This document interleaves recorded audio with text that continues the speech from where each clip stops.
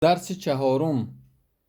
معلم، معلم، معلمون، معلم ها. واو و نون برای جمع مردانه استفاده برده می شود در زبان عربی.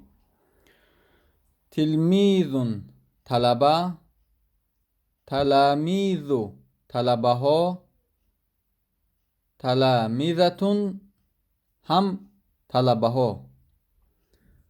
معلمتون، معلمه، معلماتون، معلمه ها. الف و تا برای جمع زنانه استفاده برده می شود. تلمیذتون، طالبه دختر. تلمیذاتون، طالبه دخترها. الف و تا گفتیم برای زنانه استفاده برده می شود. من کیست؟ سوال است. من هذا، کیست این؟ معلم، معلم است. من هؤلاء، کیستند اینها؟ معلمون، معلم ها. من هذه، کیست این دختر؟ تلمیذتون، طالبه.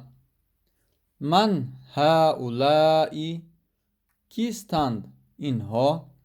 تلمیذاتون، طالبه ها، یعنی طالبه دخترها. هو معلم، وی معلم است. هم معلمون، آنها معلم ها هستند. انت تلمیذ، تو طلبه هستی. انتم تلامیذ، شما طلبه ها هستید. هی تلمیذتون، وی طالبه است، یعنی دختر. هن تلمیذاتون، آنها طالبه ها هستند، طالبه دخترها هستند.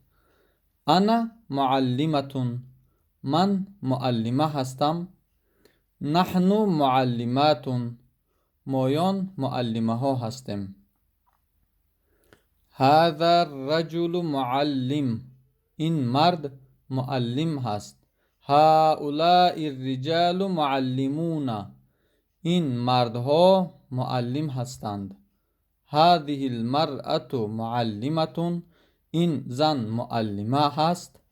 هؤلاء النساء معلمات، این زنها معلمه ها هستند.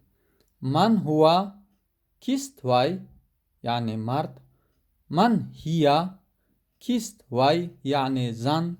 من انت، کی هستی تو؟ یعنی خطاب به سوی مرد.